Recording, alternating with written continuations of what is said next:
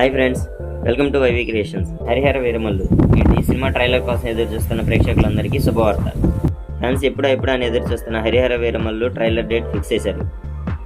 ఈ cinema July 24న pan India లెవెల్లో release చేయనున్న సంగతి తెలిసిందే.